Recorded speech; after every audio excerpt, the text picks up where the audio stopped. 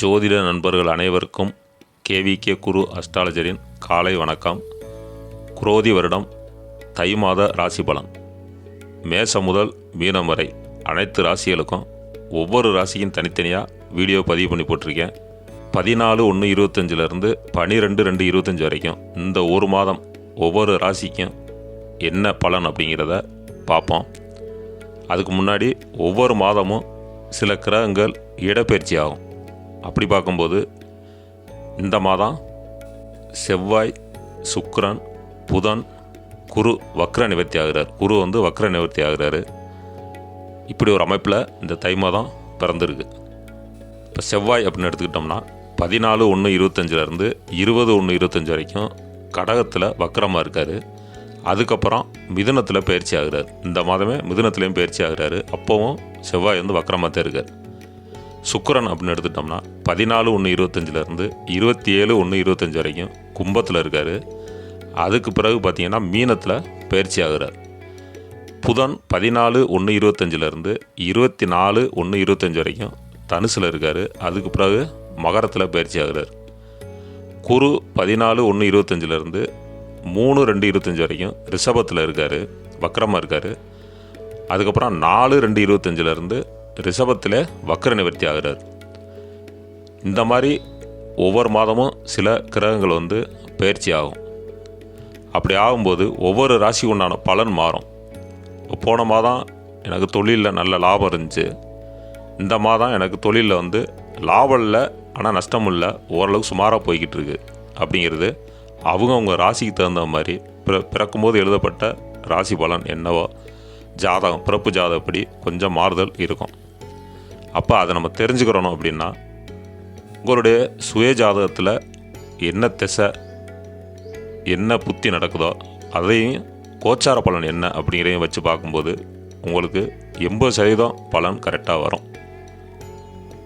அப்படி பார்க்கும்போது இந்த மாதம் 4 கிரகங்கள் இடம் பயிற்சி ஆகுது. இது எந்தெந்த ராசிக்கு என்னென்ன மாதிரியான பலனை கொடுக்க போகுது அப்படிங்கிறத பார்ப்போம். இதில் நீங்கள் என்ன தொழில் பண்ணாலும் அதில் லாபமா இல்லை நஷ்டமா, அந்த மாதம் இல்லை ஓரளவுக்கு சுமாராக போகுமா, அந்த மாதிரியான விஷயங்கள். திருமணம் ஆகலை, எனக்கு வயதாயிருச்சு, வயது போயிட்டே இருக்குது, திருமணம் ஆகலை, திருமணம் நடக்கிறதுக்கு வாய்ப்பு இருக்கா அப்படிங்கிற மாதிரியான விஷயங்கள். குழந்தை இல்லை, அது குழந்தை பிறக்கிறதுக்கான வாய்ப்பு இந்த கோச்சார பலன்படி என்னுடைய சுயஜாதமும் செட் ஆகி அதுக்கான பலன் கிடைக்குமா அப்படிங்கிறதுக்கான பலன். புதுசாக தொழில் தொடங்கலாமா அப்படிங்கிறதுக்கான பலன். இப்படி உங்களுக்கு தேவையான அனைத்து பலன்களும் ஒவ்வொரு ராசிக்கும் தனித்தனியாக நான் வீடியோ பதிவு பண்ணியிருக்கேன். இந்த 2025 வருஷம் 3 கிரகங்கள் பயிற்சி ஆகுது. அதாவது ராகு, கேது, சனி பயிற்சி, அதுக்கப்புறம் குரு பயிற்சி. இதுக்கும் இந்த பயிற்சிக்கும் தனியாக நான் வீடியோ பதிவு பண்ண போகிறேன், சரி பண்ணிக்கிட்டு இருக்கேன். அதை நான் கூடிய விரைவில் வீடியோ பதிவு பண்ணி போட்டுருவேன். இப்போ இந்த பலனை நீங்கள் தை மாத பலன் அப்படிங்கிறது இந்த மாதத்துக்கு மட்டுமே உண்டான பலன் தான். அது அடுத்த மாதம் கிரகங்கள் கொஞ்சம் மாறும்போது அதுக்குண்டான பலன் வேறு மாதிரி வரும். அதனால் வீடியோ முழுமையாக கேளுங்க. உங்களுக்கு உண்டான பலன், அதுக்குண்டான எளிமையான பரிகாரம், உங்களுடைய ராசிக்கு தகுந்த இப்போ என்ன சூழ்நிலை நடந்துக்கிட்டு இருக்குது அப்படிங்கிறது கோச்சார பலனாக சொல்ல போகிறேன். அதுக்கு எளிமையான பரிகாரம் என்ன அப்படிங்கிறதும், நீங்கள் கோயிலுக்கு போகிற மாதிரியான பரிகாரங்கள் இருக்கும். சில பரிகாரங்கள் உங்கள் அடுத்தவங்களுக்கு ஏதாவது ஹெல்ப் பண்ணுற மாதிரியான பரிகாரங்கள். சில பரிகாரம் குழந்தைகளுக்கு, அதாவது ஆதரவற்ற குழந்தைகள் இருப்பாங்கள்ல, அவங்களுக்கு ஏதாவது நீங்கள் உதவி செய்கிற மாதிரியான பரிகாரங்களும் இருக்குது. அதனால் எல்லாமே எளிமையான பரிகாரம் தான். இப்போ தை மாதத்திற்கான ராசி பலன் என்ன அப்படிங்கிறத பார்ப்போம். சந்திர பகவானின் ஆதிக்கத்திலும் புனர்பூசம், பூசம், ஆயில்யம் நட்சத்திரத்தையும் உடைய கடகராசி நண்பர்களே, உங்களுக்கான தை மாத ராசி பலன் என்ன அப்படிங்கிற பார்ப்போம். ராசி அதிபதி மாத தொடக்கத்திலேயே, தை மாத தொடக்கத்திலேயே உங்கள் ராசியிலேயே இருக்கிறது சிறப்பான பலன்.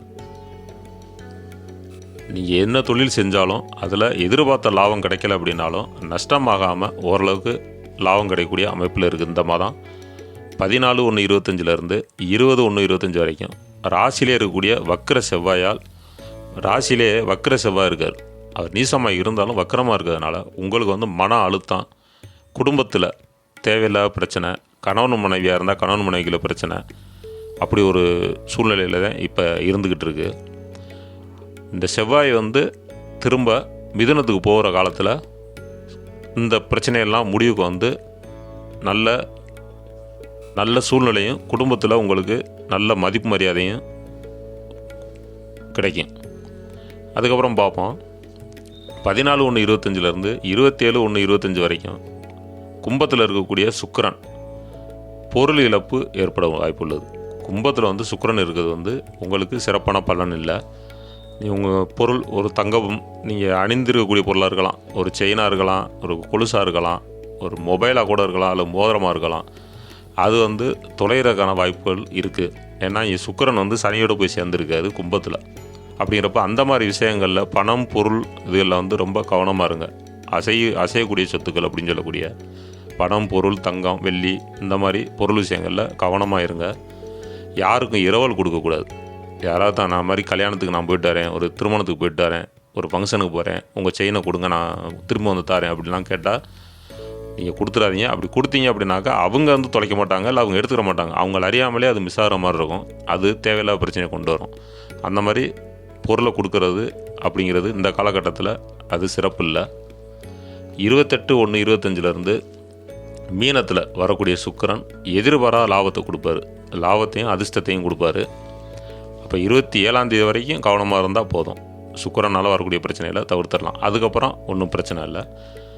4/2/25 குரு வந்து வக்ர நிவர்த்தி அடைகிறார். இந்த காலகட்டங்களில் உங்களுக்கு தொழிலில் நல்ல லாபம் கிடைக்கும். அப்படி ஒரு அமைப்பில் இருக்குது. நீங்கள் திருமணம் ஆனவராக இருந்தீங்க அப்படின்னா கொஞ்சம் உங்களுடைய துணையோட விட்டு கொடுத்து போகிறது நல்லது.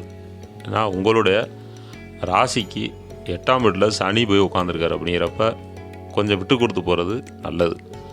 ஆனால் முதல்ல சனி வக்கரமாக இருந்தார், இப்போ வக்கர நிவர்த்தி ஆகிட்டார். ஓரளவுக்கு கொஞ்சம் பரவாயில்லாமல் இருக்கும் குடும்பத்தில்.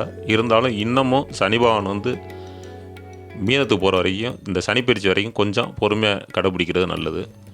குழந்தை இல்லை, இது வரைக்கும் எனக்கு திருமணம் ஆயிடுச்சு, குழந்தை இல்லை, தள்ளி போயிட்டே இருக்குது அப்படிங்கிறவங்களுக்கு இந்த மாதம் அதுக்கான பலன் கிடைக்கும். நீங்கள் வாகனங்களில் செல்லும்போது, அது பைக்காக இருக்கலாம், காராக இருக்கலாம், இல்லை நீங்கள் பஸ்ஸில் கூட ஏறி போகிற மாதிரி இருக்கலாம். அப்படி போகும்போது கொஞ்சம் கவனமாக இருங்க. கொஞ்சம் இல்லை, நல்லாவே கவனமாகவே இருங்க. அது இந்த மாதம் முக்கியமான விஷயமாக பார்க்குறேன் நான். அதனால் அந்த விஷயங்களில் கொஞ்சம் கவனமாக இருங்க. 14/1/25 24/1/25 வரைக்கும் தனுசில் இருக்கக்கூடிய புதன் வந்து உங்களுக்கு தேவையில்லாத விஷயங்களில் போய் தலையிடுறதை தவிர்த்துடணும். தனுசில் புதன் இருக்கார் அப்படின்னா உங்களுக்கு தேவையில்லாத விஷயங்களை போய் தலையிட்டீங்கன்னா அந்த விஷயங்களே உங்களுக்கு பிரச்சனையை கொண்டு வரக்கூடிய அமைப்பில் வந்துடும். அதனால் அதெல்லாம் நீங்கள் தவிர்த்துறது நல்லது. தான் உண்டு தன் வேலை உண்டு அப்படிங்கிறத இருக்கணும். நீங்கள் தொழில் பண்ணுறீங்களா, அந்த தொழிலில் வந்து அதுக்கு என்ன பண்ணணும், முதலீடு பண்ணணும், அந்த சம்மந்தப்பட்ட விஷயங்களில் கவனத்தை செலுத்துறது நல்லது. உங்களுடைய உடல் நலனில் வந்து அக்கறை செலுத்துங்க. முடிஞ்சால் தியானம் பண்ணுங்கள். மனசை ஒருநிலைப்படுத்தி தியானம் பண்ணுறது நல்லது. உங்களுக்கான நீங்கள் வணங்க வேண்டிய தெய்வம் என்னென்னு பார்ப்போம். திருநள்ளாறு சனி பகவானை ஒரு தடவை போயிட்டு வந்துடுங்க. இந்த சனி பயிற்சிக்கு முன்னாடி கூட ஒரு தடவை போயிட்டு வந்துடுறது நல்லது. விநாயகர், அதுக்கப்புறம் துர்க்கையம்மன் வழிபாடு சிறப்பு தரும். உங்களுக்கான பரிகாரம் என்னென்னு பார்ப்போம். தட்சிணாமூர்த்தி கோயிலுக்கு போங்க. அங்கே போயிட்டு வயதில் மூத்தவங்க யாராவது இருந்தாங்கன்னா, கோயிலில் பார்த்தா நிறைய பேர் இருப்பாங்க, யாராவது ஜோடியாக வந்திருந்தாங்கன்னா, திருமணம் ஆயிருந்தீங்கன்னா கணவன் மனைவியாக போய் அவங்கள்ட்ட ஆசீர்வாதம் வாங்கிக்கிறங்க. அப்படி திருமணம் ஆகலை அப்படின்னாக்க அவங்க வயதில் மூத்தவங்க கணவன் மனைவியாக வந்திருந்தாங்கன்னா அவங்கள்ட்ட ஆசீர்வாதம் வாங்கி வந்தீங்கன்னா உங்களுக்கு இந்த மாதம் சிறப்பான பலனாக மாறும். வாழ்க வளமுடன்.